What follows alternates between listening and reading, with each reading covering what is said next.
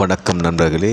இன்று நாம் பார்க்க போவது சென்னை பூவிருந்தவல்லியில் அமைந்துள்ள அருள்மிகு ஸ்ரீ வைத்தீஸ்வரன் திருக்கோவில். பக்தர்களுக்கு அருளும் சிவபெருமானின் இத்தலத்தில் ஸ்ரீ வைத்தீஸ்வரர் என்ற நாமத்துடன் அருள் பாலிக்கிறார். அம்பாலாக ஸ்ரீ தையல் நாயகி அம்மன் அருள் பாலிக்கிறார்.